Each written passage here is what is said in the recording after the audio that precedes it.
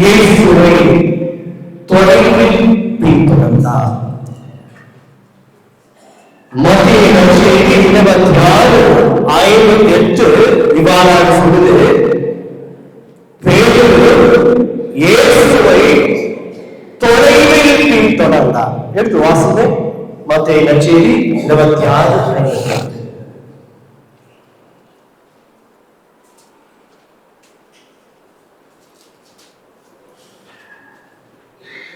ஒரே மத்திய நற்செய்தி 26:58.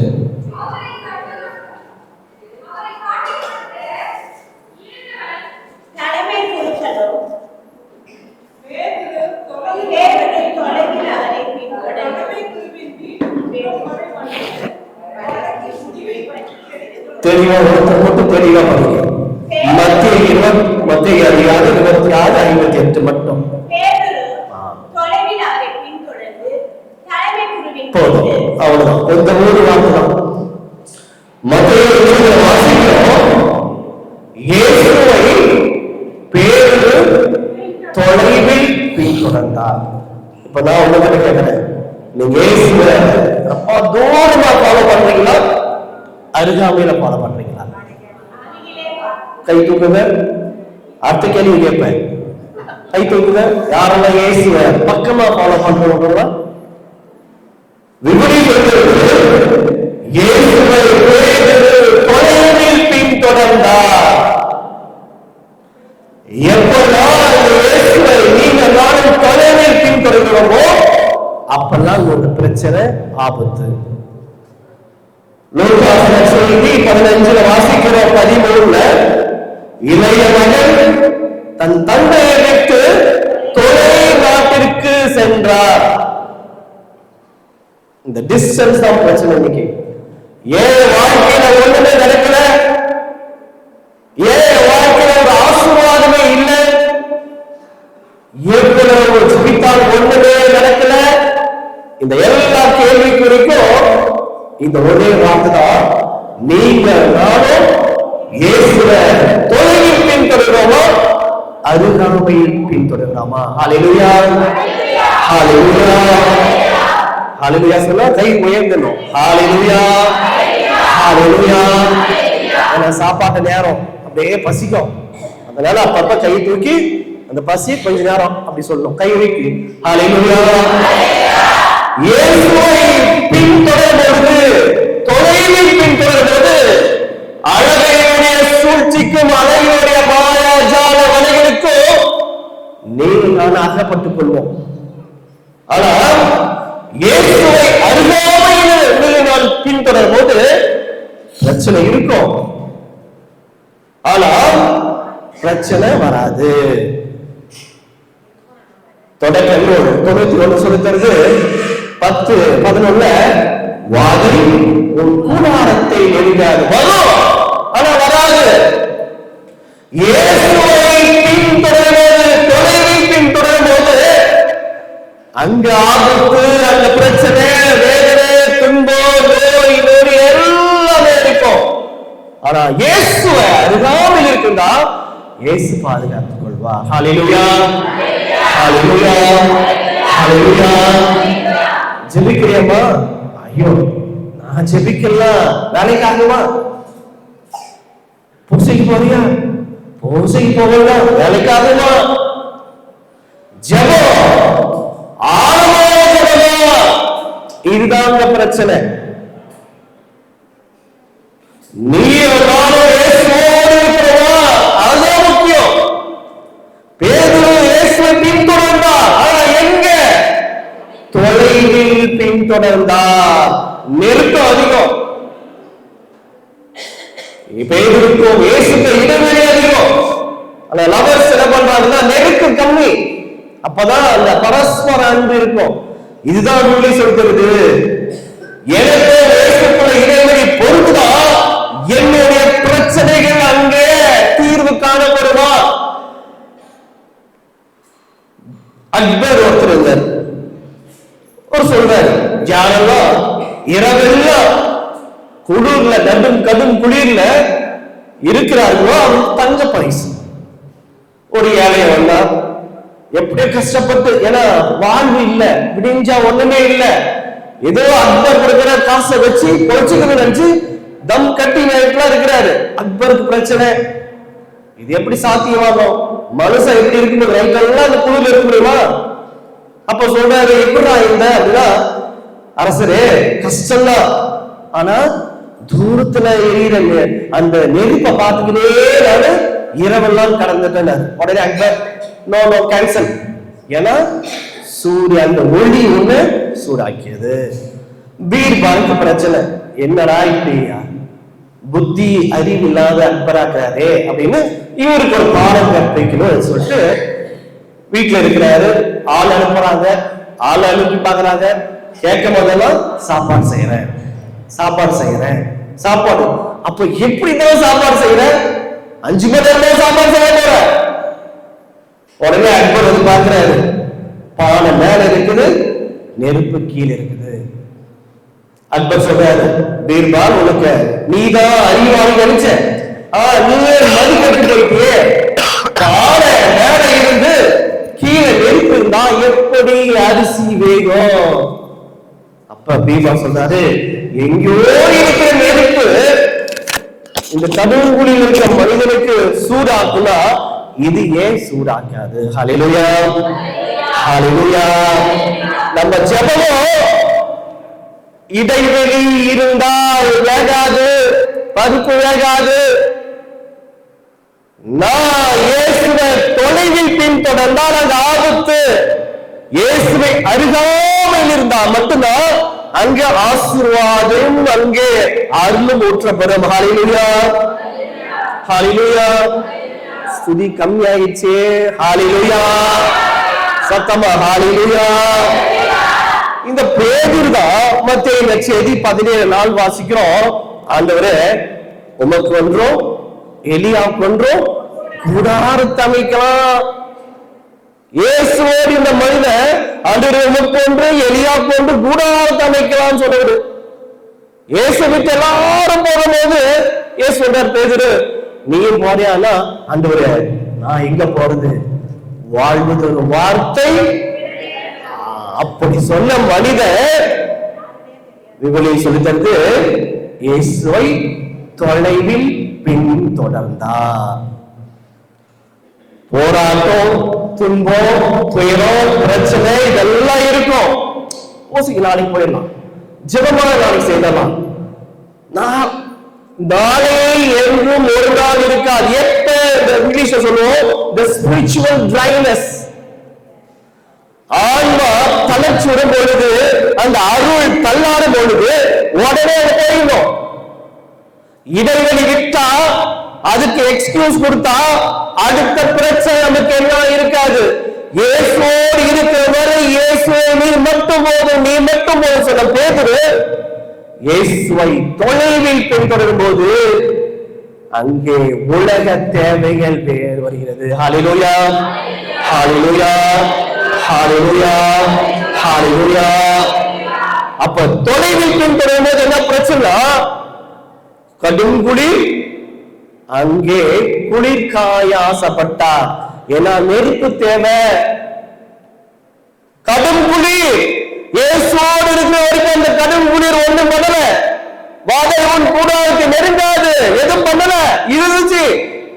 இப்படி சேர்ந்து தொடுத்து ஒரு பக்கம் 1000 இருந்தாலும் 16 இருந்தாலும் எதுவுமே அணுகாது. ஏன்னா நீ நானும் இயேசுவோடு இருக்கிற வரைக்கும் எதுவும் பண்ணாது. ஆனா இயேசுவை தொலைவில் பின்தொடரும் போது இந்த உலகம் என்ற குளிர் காற்று அங்கே பேதுருவை சோதனை உள்ளாக்குது. அதனால என்ன பண்றாருன்னா, முற்றத்தில் இருந்த குளிர்காய ஆசைப்பட்டார். வாசிங்க மத்தேயு நற்செய்தி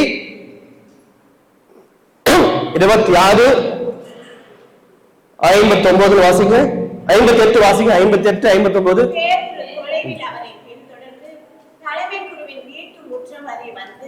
வழக்கின் முடிவை பற்றி தெரிந்து கொள்வதற்காக உள்ளே நுழைந்து காவலரோடு உட்கார்ந்திருந்தார். தலைமை குருக்களும் தலைமை சங்கத்தார் அனைவரும் இயேசுவுக்கு மரண தண்டனை விதிக்க அவருக்கு எதிராக பொய் சாட்சி தேடினர். மார்க் 14:54 வாசிங்க. அதே வார்த்தை தான் வரும். மார்க் 14:54. கொஞ்சம் சீக்கிரம் எடுத்தீங்கன்னா டக்கு டக்குன்னு. அவர்கள் இயேசுவை தலைமை குருவிடம் கூட்டிச் சென்றார்கள். எல்லா தலைமை குருக்களும் மூப்பர்களும் மறைவு அறிஞர்களும். மார்க் 14:54. அவரை பின்தொடர்ந்தார். தலைமை குருவின் வீட்டுக்குள் முற்றம் வரை வந்து காவலரோடு உட்கார்ந்து நெருப்பின் அருகே அவர் குளிர்காய்ந்து கொண்டிருந்தார். ஹல்லேலூயா, ஹல்லேலூயா, ஹல்லேலூயா. இயேசுவை அருகாமையில் இருக்கிறவருக்கு அந்த பிரச்சனை இல்லை. ஆனா இயேசுவ தொலைவில் பின்தொடரும் போது எல்லா சூழ்நிலையும் எதிராக மாறுது. குளிருக்காக நெருப்பு காய்கிறாரு. இது அவருக்கு மட்டும் இல்ல, நமக்கு தான். அங்க பேதுரு நெருப்பு குளிர் காஞ்சார். இன்னைக்கு நீங்க நானும் இயேசுவை விட்டு தூரம் போகும்போது உலக தேவைகள், உலகம் நம்மை ஆட்கொள்ளும். அதனால தொடக்கங்கள்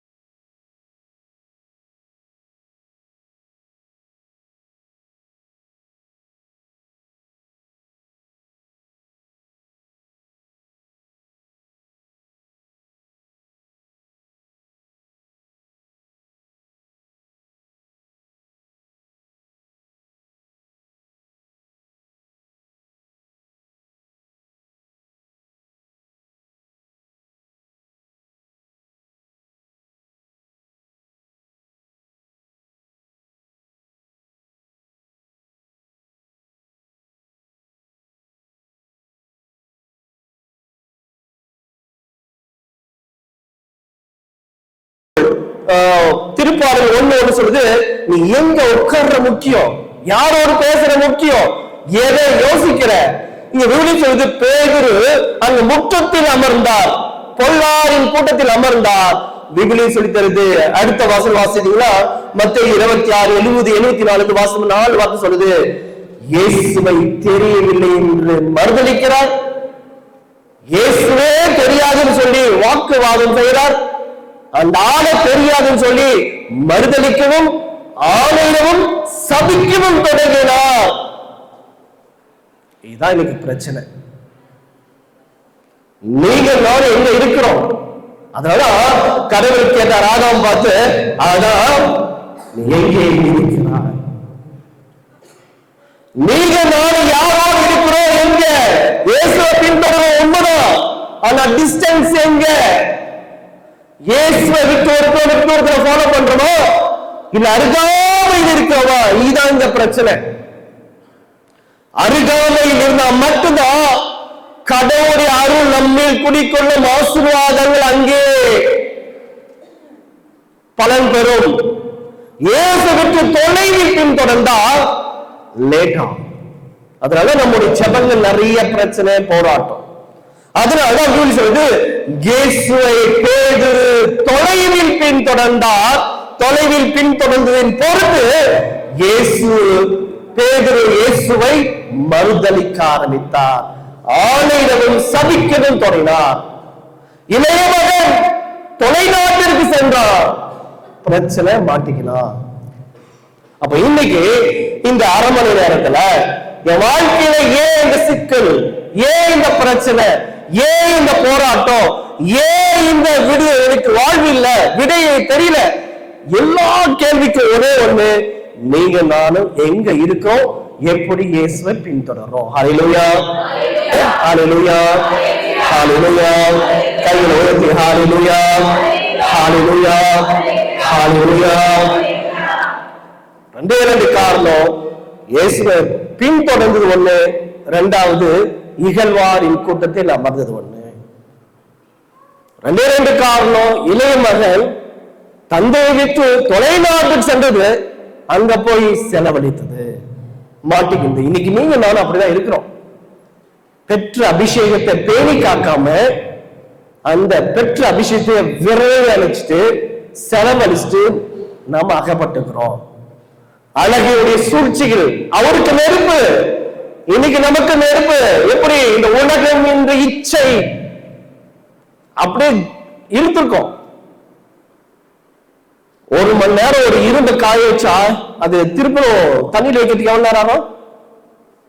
செகண்ட் தான், அவ்வளவுதான். 2 மணி நேரம், 1 மணி நேரம். அதே போலதான் 3 மாதம் ஒரு நாள் வரைத்து ஜெபித்த அபிஷேகம் ஒரே ஒரு பாவம் உள்ள வந்தோடனே ஆன்மா இறை அருளையும் இறை அபிஷேகத்திலிருந்து வறண்டு போயுது.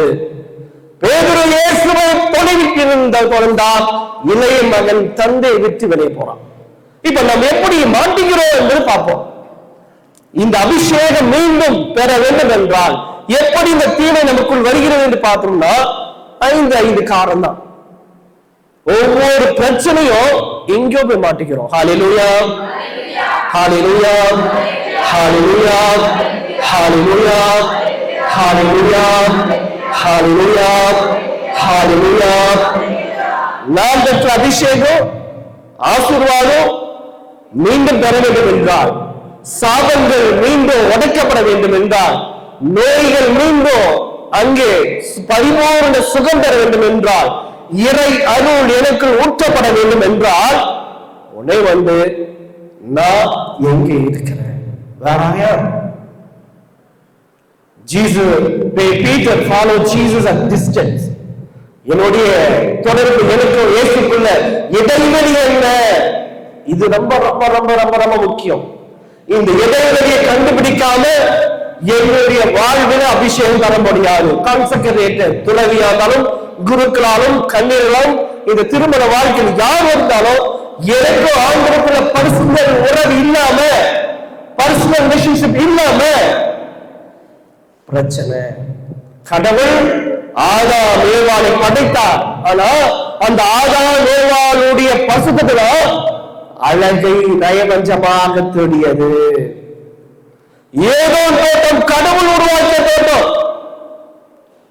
கடவுள் ஆதாம் ஏவாளை ஜென்ம பாவங்களால் உருவாக்கிய முதல் குடும்பம் திருக்குடும்பம். ஆனால் திருக்குடும்பத்திலே கடவுள் படைத்த விலங்குகளிலே பாம்பு சூழ்ச்சி மிக்கதாக இருந்தது. தொடக்க 3ஆம் அதிகாரம் 1. இந்த சூழ்ச்சி தான் உங்களை என்னையும் ஒண்ணு நான் ஆக்குது. ஹல்லேலூயா, ஹல்லேலூயா, ஹல்லேலூயா. இந்த அபிஷேகத்தை இருந்து போறோம், இந்த ஆசீர்வாதத்தை இருந்து போறோம். நான் பெற்ற அருளை, நான் பெற்ற அபிஷேகத்தை, நான் பெற்ற அழைப்பை நான் எப்படி இருந்து போறேன்? முதல் நிலை, the departure state in இங்கிலீஷ்ல, தமிழ்ல பிரிகின்ற நிலை. முதல் நிலை எப்ப பழக்கமா ரோட்ல போகும்போது 3 லைட் இருக்குமா? Red, yellow, green. Green move on, move போங்க அர்த்தம். ரெட் நின்றுங்க, எல்லோ கெட் ரெடி. அதே போல முதல் நிலை எனக்குள் தடுமாற்றம் இருக்குதா? பூசைக்கு போலாமா வேணாவா? ஜெபத்துக்கு போலாமா வேணாவா? ஜெபிக்கலாமா வேணாவா? ஜெபமால சொல்லலாமா வேணாவா? 2 மணி நேரம் சுகமாக ஒரு பிரச்சனை இல்லை. 3 அங்கங்கள் சொன்னோடனே அப்பா தூக்கம் வருது. உடனே அங்க இருந்து வீட்டுக்கார சொல்றாரு, ஏண்டியே அவன் தான் புள்ள தூங்கலான்னு சொல்றான்ல, விடு. 2 மணி நேரம் குடும்பத்தோடு குடும்ப சீரியல் பார்க்கும்போது பிரச்சனை இல்லை. ஆனா ஒரே 3 அழுந்தவரை சொன்னா அங்கதான் பிரச்சனை. இதுதான் பிரிவு நிலை. பேதுரு இயேசுவை பின்தொடர்ந்தார். இளைய மகன் அங்கே தொலைநாட்டிற்கு சென்றான். இந்த முதல் ஸ்டாண்ட் பிரிவு.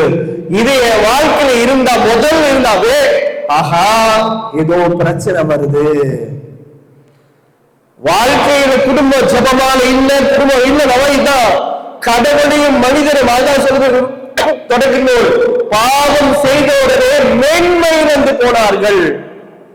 ஆண்டவரோடு ஆதாமேவால் இருக்கிற வரைக்கும் இவன் எலும்பு சதையும் சொன்ன ஆதாமேவால் கடவுளுடைய அருளை இழந்த உடனே நீ கொடுத்த பொண்ணு வழக்கமா தான் சொல்றோம், வேண்டாம் இந்த பையன் வேண்டாம் சரியில்லை போட்டுன்னா உனக்கு என்ன தெரியும், வாழ்ந்தாலும் ஒரே ஒரு நாளாலும் இவனோடு வாழ்ந்தாலும் மூஞ்சில கூட முடிக்க மாட்டேன், கல்யாணம் ஆச்சுன்னா திரும்பி கூட பார்க்க மாட்டேன். ஆனா கல்யாணம் ஆனோட கேட்டோம்னா ராங் டிசிஷனோ, இன்னும் கொஞ்ச நாள் வெயிட் பண்ணிருக்கோமோ. இதுதான் அபிஷேகத்தை இழக்கின்ற நிலை. என்னுடைய வாழ்க்கையிலும் சரி, குருத்துவ வாழ்க்கையிலும் சரி, துறவு வாழ்க்கையில் தான் நானும் கடவுளும் ஒன்று இருந்தால் மட்டும்தான். அதனாலதான் உபவாசம் அப்படின்னு சொல்றோம். உபவாசம் யாரு? நானும் என் ஆண்டவரை வாசம் செய்வதுதான் உபவாசம். எனக்கு என் ஆண்டவருக்கு உறவு சரியா இருந்தா மட்டும்தான் என்னுடைய அழைத்தம் சரியா இருக்கும். நானும் கடவுளும் சரியா இருந்தா மட்டும்தான் என்னுடைய அழைப்பு ஆசீர்வாதமா இருக்கும். பிரிகின்ற நிலை. இங்க பேதுரு இயேசுவை அருகாமையில் இருந்தால் ஆசீர்வாதத்தோடு இருந்திருப்பார். இளைய மகன் தந்தையோடு இருந்திருந்தால் அங்கே பிரச்சனை இருந்திருக்காது. முதல் நிலை, தந்தையை விட்டு போறாங்க, இயேசுவை பின்தொடர்றாரு. எப்ப நீங்க நானும் பின்தொடர்றோமோ அடுத்த பிரச்சனை நமக்கு இருக்கும். அதுதான் ஸ்பெண்டிங் ஸ்டேஜ் அப்படின்னு சொல்லுவோம். அப்படின்னா செலவழிக்கின்ற பிரச்சனை. ஹல்லேலூயா, ஹல்லேலூயா, ஹல்லேலூயா. எப்பொழுது ஒரு காரியம் செய்யறோமோ அங்க செலவழிக்கணும். இளைய மகன் தந்தையை விட்டு தூரம் போகும்போது பைபிளை சொல்கிறது, எடுத்து வாசிங்க. லூக்காஸ் நற்செய்தி 15:14.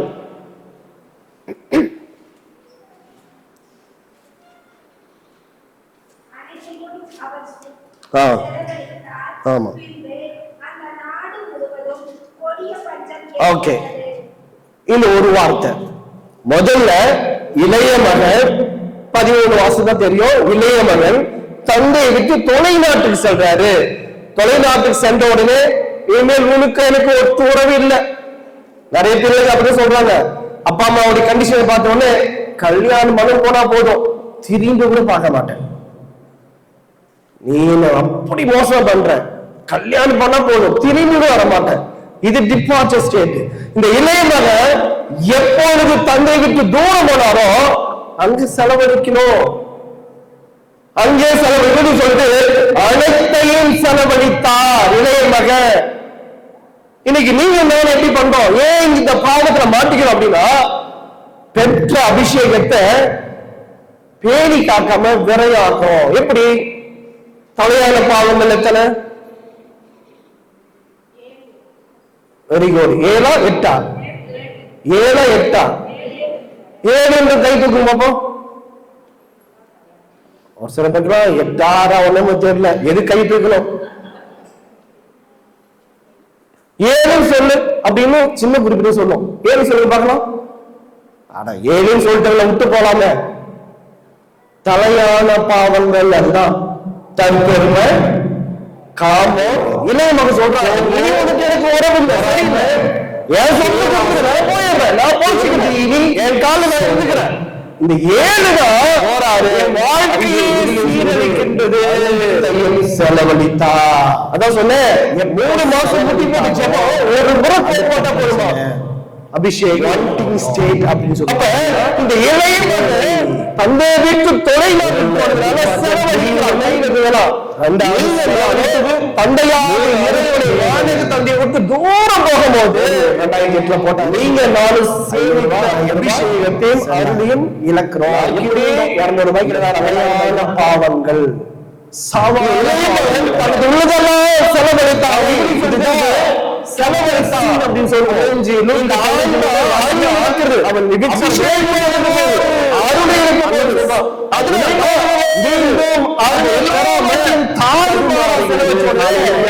காசு இல்ல,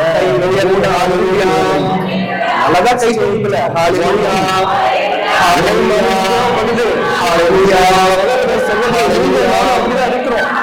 தந்தை தூரம் போற அபிஷேகத்தை 10,000 ரூபாய் கொடுத்து வச்சுக்கோங்க. 10,000 ரூபாய் என்ன பண்றோம்? கோவில் நைட் வரும்போது எல்லாமே நியூட்ரிஷஸா இருக்கும். புரோட்டீன் பி, புரோட்டீன் இ, புரோட்டீன் எஃப் எல்லாத்தையும் எடுத்தோம். விட்டமின், ஜிங்க் டேப்லெட் எல்லாத்தையும் எடுத்தோம். இதுக்கு உயிர் பழச்சுக்கணும். இந்த பாடி டியூட்டிஸ் அந்த நியூட்ரிஸ் கான்சியஸா இருக்கணும். ஆனா இவ்வளவு பண்ணவங்க இந்த ஆன்மாவை பத்தி நீங்க நானும் கவலைப்பட்டதில்லை. இவ்வளோ நீங்க நானும் டயட் கான்சியஸ் இருந்தாலும் நீங்க நானும் செத்தா ஒரே நாள் தான் டீகம்போஸ்ட்.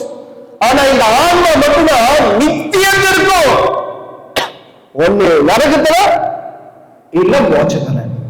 ஆனா அதை பத்தி ஒரு எந்த கவலை இல்லை. இதோ 3வது நிலையை வாழ்த்தி ஒருபோது இந்த அருள் பாவத்தினால் அருளை இழந்து இழந்து இழந்து இழந்தா இந்த ஆன்மா தேவை நிலை வரும். இந்த ஆன்மாவுக்கு அருள் தேவை. ஒரு ஆன்மா கடவுளுக்கு தூரம் போயிடுச்சு, சான்ஸ் இல்லை, அங்க அருளும் இல்லை. அதனாலதான் அந்த ஆன்மா மீண்டும் பாவத்தில் விழுது. பாவம் செய்து செய்து செய்து வாழ்க்கையே நடைப்பினமா மாறுது. ஹல்லேலூயா, ஹல்லேலூயா, ஹல்லேலூயா. அதெல்லாம் பூசைக்கு வர்றவங்களுக்கும் பூசைக்கு வராதவங்களுக்கும் வித்தியாசம் இருக்கும். பூசைக்கு வர்றவங்க பாத்தீங்கன்னா ஃப்ரெஷ்ஷா இருக்கும். பூசைக்கு வராதவங்க வறண்டு போன எல்லாம் மாறி பல வருஷம் மழை பார்த்த பூமியாக, மழை பொழியாத பூமியாக வறண்டு போய் இருக்கும். அப்ப இந்த முதல் நிலை பிரிவு, 2வது செலவழித்தல், 3வது தேவை. எனக்கு இந்த ஆன்மாவுக்கு அருள் தேவை. இங்க இளைஞர் தேவை, செலவழிப்பு தான். கொடிய பஞ்சம், என் ஆன்மா கொடிய பாவம் இந்த ஆன்மாக்கள் வந்த உடனே அங்கே அருளை எனக்கு செய்து. ஹல்லேலூயா. உங்களை பார்த்தா ரொம்ப ஃப்ரெஷ்ஷா இருக்கிறீங்க. ஒரு கேள்வி கேட்கலாம். ஏன்னா அழகா இருக்குது மூஞ்செல்லாம். ஆதாம் ஏவாள் படித்தது எத்தனை கனி? ஆதாம் ஏவாள் படித்திருந்தது எத்தனை கனி? 1 2 1 2 வெரி குட், பாஸ். சொல்றாங்க ஆதாம் பறித்தான், கடித்தான், தன் மனைவிக்கு கொடுத்தான். அப்படி இல்லையா? அப்படி இல்லையா? என்னது? வேற கனி கொடுத்தாங்களா? ஏவாள் பறித்தான், ஆதாமுக்கு கொடுத்தான்.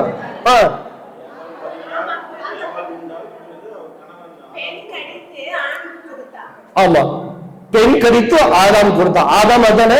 ஆண் தானே ஆதாமே? Very good. ஹல்லேலூயா, ஹல்லேலூயா, ஹல்லேலூயா. ஏவாள் பறித்தாள், கடித்தாள், உண்டாள். யாரு கொடுத்தாங்க? தலைவருக்கு. ஆவலும் கடித்தான்.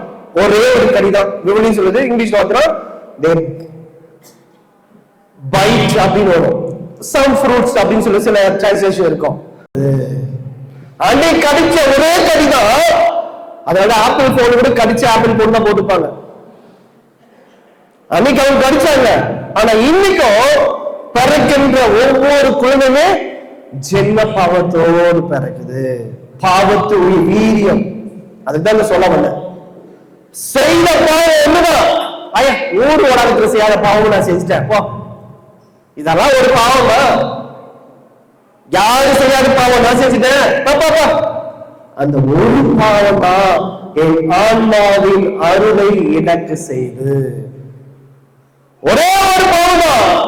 அவனுக்கு கடித்த ஒரே ஒரு கடிதான் இன்று பிறக்கின்ற ஒவ்வொரு குழந்தையும் செம்ம பாவத்தை பிறக்குது. அப்ப நீங்க நானும், நீங்க நல்லவங்கப்பா, நானும் ஒரு நாளைக்கு 10 பாவம் 100 பாவம். வீட்டை விட்டு வந்தா திரும்ப வீட்டுக்குள்ள போற வரைக்கும் என் கண்ணுகள் ஸ்கேன் பண்ணுது. அப்படியே ஸ்கேன் பண்ண இந்த பாவம் போகவே இருக்குது. அதனால நான் பூசையில் சொல்லுவோம், என் சிந்தனையாலும் சொல்லாலும் செயலாலும் ஆதாம் ஏவாள் பார்த்தார்கள், விபலி செய்து கனி கண்ணுக்கு கனி பூட்டோராக இருந்தது. பார்க்கிறாங்க, பறிக்கிறாங்க, உண்றாங்க. என் சிந்தனையாலும் சொல்லாலும். சிந்தனை சரி இல்லைன்னா சொல்லு சரியா இருக்காது, சொல்லு சரியா இல்லைன்னா செயல். அதனால பூசி சொல்றோம், என் சிந்தனையாலும் சொல்லாலும் செய்யாலும் கடமை தவிர்த்தாலும். அப்ப இந்த ஆன்மா அருளை இழந்து வறண்டு போன உடனே அருளை தேடி அலைகிறது. இந்த இளைஞங்க அங்க வாண்டிங், அங்க தேவைப்பட்ட உடனே கொடிய பஞ்சம் ஒண்ணு இல்ல, தேடுறான், பார்க்கிறான், அங்க பண்ணி மேய்க்கிறதுக்கு ஆள் சேர்க்கிறான். அங்கேயாவது போயிடலாமே. இவ்வளவு சொல்லுறது அங்குதான் அடிமை நிலை. பாவம் யோவான் செய்தி 8:34 சொல்லுது, பாவம் செய்வன் பாவத்திற்கு அடிமை. இந்த இளைஞரின் அபிஷேகத்தை இருந்தவரு, ஆசீர்வாதத்தோடு அவன் மீண்டும் தேவைப்படுறான், பசி அடையறான். எங்க போறான்? பண்ணி மேய்க்க, அடிமை, அந்தி பிழைக்க செல்றான். சொல்றது 4வது, அவன் அந்தி பிழைக்க சென்றான். இந்த ஆன்மா அருளை இழந்த உடனே மீண்டும் தேவைப்படுது. பாவம் மேல பாவம் மேல பாவம் மேல பாவம் மேல. அதனாலதான் பாவம் செய்ய சொல்றோம். பாவம் செய்ய சொன்னா அது பெரிய ஜோக்கு. மூஞ்செல்லாம் வைக்கும், கையெல்லாம் விளர்க்கும், கட்ட கட்டன்னு அதிருப்போம். அங்க ஒண்ணு பொய் சொன்ன திறனை ஏமாத்தல கீழ்படி சாப்பிடும். பொய் சொன்ன திறனை கீழ்படி ஏமாத்தலாம். பொய் சொன்ன திறனை கீழ்படி ஏமாத்தவன. அடுத்த மாசம் ஒரே பாவத்தை சாமியார் சொல்லி ஒரே பிடிக்குதுப்பா. எதுக்கு? No confession. அப்ப பாவம் செய்வதும் பாவத்திற்கு அடிமை. இங்க இளையமகன் அங்கே பந்தி மேய்க்க அடிமையாக விற்கப்படுகிறான். இந்த ஆன்மா அருளை இழந்த உடனே மாட்டிக்கிறோம். அதெல்லாம் குடிப்பவங்க பாத்தீங்கன்னா, இனி இவருக்கு சொல்ல முடியல. சின்ன குறிப்பிடம் தெரியுமா? நாம பாவம் செய்வதெல்லாம் எங்க? பாவத்திற்கு ஏதுவான சூழ்நிலை விட்டு விளைகிறேன். கடைசியா சொல்றோம் சின்ன குறிப்பிட்ட. இனி பாவத்திற்கு ஏதுவான சூழ்நிலை. அப்ப என் ஆன்மா அருளை இழக்குதுன்னா மீண்டும் பெறணும், மாட்டிக்கிறோம். இன்னைக்கு ஒரே பாவத்துல போய் நிற்கிறோம். ஸ்ரேயா டேக்கிங் பாத், செல்போன்ல பாக்குறேன். அந்த ஸ்ரேயானே பார்த்தலாம் நிறைய அந்த குளிக்கிறது, ஒரு பொண்ணுடைய இடிப்பு, அந்த சாரி திரும்ப ஒண்ணு கண்ணு எங்க போகுது? அங்கதான் போகுது. ஒரு ஆளு அந்த அழகா, இவன் மட்டும் எனக்கு புருஷனாக கிடைச்சா எப்படி இருக்கும்?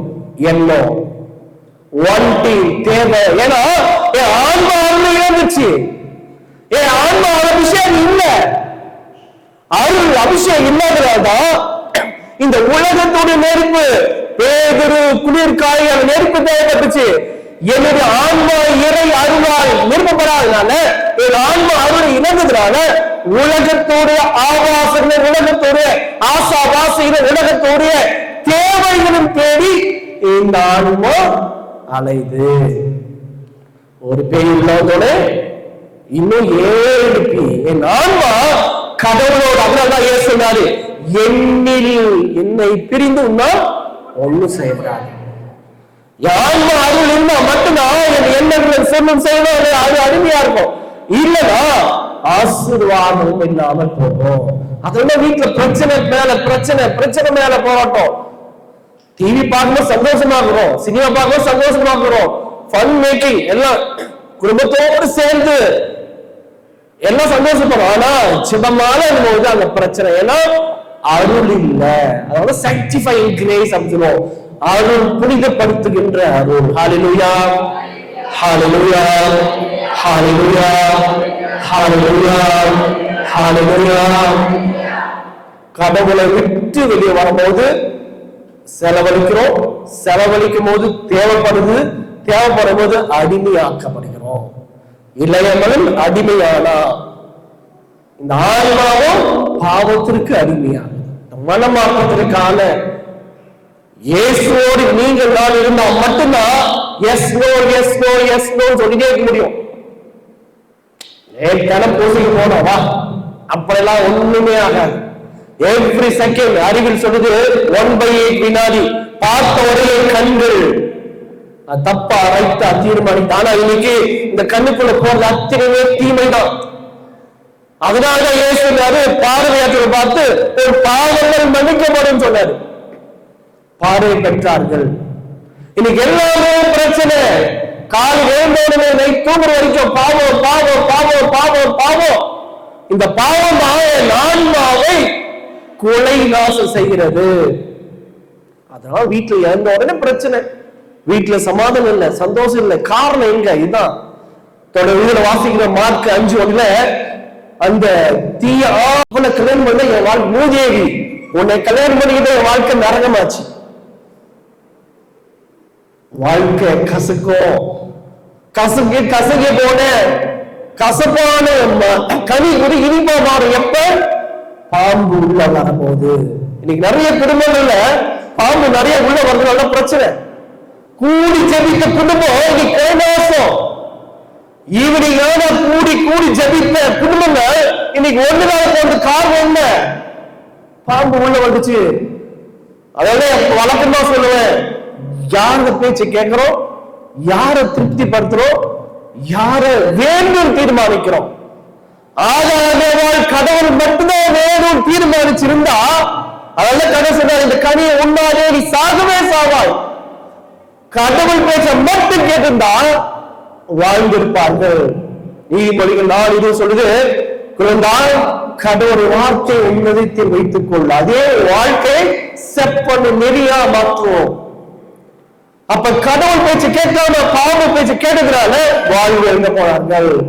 திருப்தி படுத்துற நீ குடும்பங்கள் அதுதான் கணவன் மனைவி திருப்தி படுத்த ஆசைக்கிற போது கடவுளை திருப்தி படுத்த நீங்க நானும் யோசிக்கிறேன். இங்க பேதுரு மீண்டு வந்தார், இயேசுவை அங்க பார்த்து அழுறாரு. இளைய மகன் மீண்டும் வராரு. இங்க ஆதாம் ஏவாள் மீண்டும் வரல, திருப்தி படுத்தல. அதில் இயேசுவுக்கே தன்னையாம் இறைவனை திருப்தி படுத்த வேண்டியது. அதனால இவருக்கு வாசிக்கிறோம், லூக்காஸ் செய்தி மார்க்க வாசிக்கிறோம், இவரே இரண்டாம் மகன் well pleased with you. இயேசுவே கடவுளை திருப்திப்படுத்த வேண்டியது. ஆதாம் ஏவாள் கடவுளை திருப்திப்படுத்த வேண்டியவர்கள் ஆதாம் ஏவாளையும் ஏவாள் பாம்பையும் திருப்திப்படுத்தினால்தான் அங்க பிரச்சனை. ஏதோத்தோடு தூக்கி எறியப்பட்டார்கள். ஹல்லேலூயா, ஹல்லேலூயா, ஹல்லேலூயா, ஹல்லேலூயா. படைத்தவரா படைக்கப்பட்டவரா தீர்மானிக்கணும். சாய்ஸ். பல நேரத்தில் நீங்க ராங் சாய்ஸ். கடவுள் படைத்தவர், பாவம் படைக்கப்பட்டது. ஆனா ஆதாம் யாரை சூஸ் பண்ணாங்க? படைத்தவரையா படைக்கப்பட்டவையா? படைக்கப்பட்டவை. இதோ மனிதன் வாழ்வார் இயேசு ஒரு பக்கம், அங்கே குற்றவாளியான பராபாஸ் ஒரு பக்கம். மக்கள் யாரை தீர்மானித்தாங்க? பராபாச. நீங்க பல நேரத்தில் இப்படிதான் யாரை கேட்கிறோம் அங்க கேட்கறது இல்ல, யாரை திருப்திப்படுத்தணும் அங்க பண்ணல, யாரை தீர்மானிக்கணும் இங்க தீர்மானித்தான். இங்க பேதுரு மீண்டும் வாழ்வை பெற்றுக் கொண்டான். இளையவன் இனி போதும், என் அப்பா போதும், எங்க அப்பா வீட்டுல அடிமையாக இருந்தா போதும் தீர்மானித்தான். சொல்லிட்டு அவன் அறிவு தெளிவு பெற்று உடனே பொறுப்பட்டான். அதான் கன்ஃபெஷன். ஃபர்ஸ்ட் கன்ஃபெஷன் சொல்றோம், அக்செப்டன்ஸ். அந்த அக்செப்டன்ஸ் எடுத்துக்கிறோம். அப்ப இன்னைக்கு சகோதர சகோதரி, இந்த 3 நாள்ல இந்த தொடக்க நாள், இந்த 3 நாள் அபிஷேகம் வேண்டும்னா, ஒரு அருள் வேண்டும்னா, எனக்கு ஒரு விடுதலை வேண்டும்னா, நான் எங்க இருக்கிறேன்? வேறாயா? எனக்கு கடலுக்குள்ள இடைவெளி எங்க? அது 1 கிலோமீட்டரா 2 கிலோமீட்டரா? இது அதெல்லாம் பேதுரு இயேசுவை தொலைவில் பின்தொடர்ந்தார். நீங்க நான் இயேசுவை எங்க தொடர்றோம்? தொலைவில் பின்தொடர்றோமா இல்ல அருகாமையில் தொடர்றோமா? என் ஜெப வாழ்க்கை ஆழமா இருக்குதா ஏனோ ஷாலவா இருக்கா? அதுதான் எனக்கு ஒரு அபிஷேகத்தை கொடுக்கும். அதுதான் என் வாழ்க்கையை மாற்றும். இது தெரியாம வாழ்வு பெற முடியாது. ஹல்லேலூயா, ஹல்லேலூயா, ஹல்லேலூயா, ஹல்லேலூயா, ஹல்லேலூயா. பேதுரு இயேசுவை தொலைவில் பின்தொடர்றார். இளைய மகன் தந்தையை விட்டு தொலை நாட்டுக்கு சொல்றார். நீங்க நானும் கடவுளை விட்டு தொலைவில் போனதுனால்தான் இந்த பிரச்சனை, இந்த போராட்டம், இந்த வேதனை. அப்ப இந்த 3 நாட்கள நம்மை நாம் ஆய்வுக்கு உட்படுவோம். நாம் மீண்டும் நமக்குள் வருவோம். எல்லாம் எழுதி நிற்போம்.